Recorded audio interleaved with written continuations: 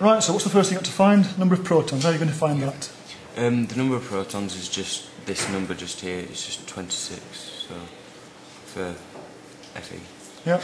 Then Number of neutrons. The number of neutrons. The number of neutrons is the mass number take away the proton number, which is about on. I need a calculator, but it's I did this before. 29. 29. Right. Okay, and then the number of electrons. It's just the same as the number of protons if it's a neutral atom. Okay. So that's 26.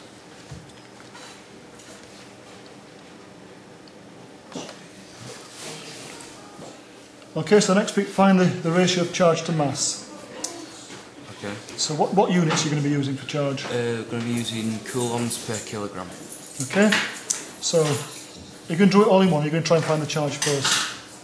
Just find the you could do it all in one, but it's easier to find the charge first. Okay, so I'm going to find the charge.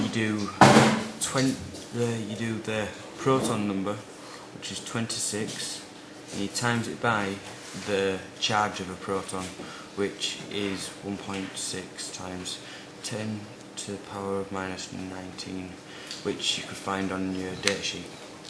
Now the data sheet doesn't actually say charge of a proton, but how do you get it from the data sheet? It tells you the charge of an electron, which is somewhere, which is there.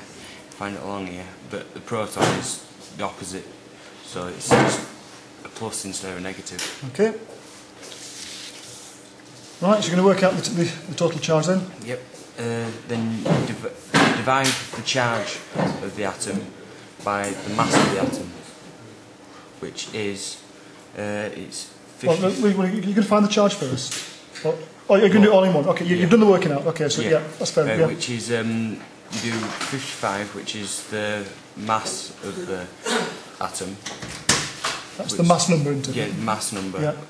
Then you times by the mass of a single nucleon, which is now, roughly.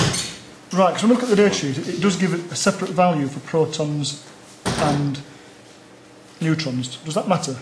Not really, because it's only a tiny difference, really. It won't sum up on the. It won't really make any significant difference in the answer. Okay, that's fair enough. Yeah. So it's 55 times 1.67 times 10 to the minus 27. Okay, so you can put that in your calculator. Yep. Right, so it's. Yeah, let's stick the calculator on. I might write it out in a bit. Right, well, it's 26 times bracket 1.6 times 10, which is exp, to minus 19 bracket divided by, and you need to put this all of this bottom part in brackets because it just messes up the answer. So it's 55 times 1.67 times 10 to the minus 27 equals, that's the answer I got on this. Okay. But if you press this button, it gives you engineering format on this calculator, but you can still work it out from what you got. So that would be 4.52 times 10 to the 7. Okay. Just being really fussy, would it be 4.52 or would it be 4.53? 4.53. Okay. Because you round it up to the next one. That's equals 4.53 times 10 to the 7 coulombs per kilogram. Okay. Good lad. So I'm going to do this next part. Right. This question is made easier by writing out the equation again, but then filling in parts that would make it easier to sum up what these are going to be. Okay.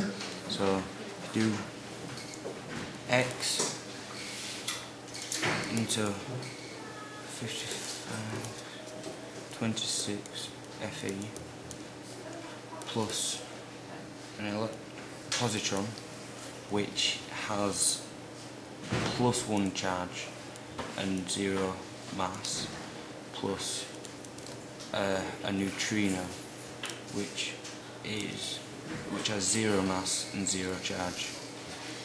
If you add all the top numbers up together, you should get the mass number of X, which is 55, seeing as though 0 mass on each other, on the positron and the neutrino.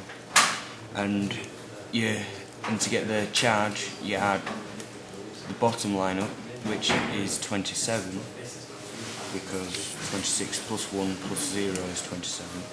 So A would be 55 and B would be 27. Okay, good luck. Right.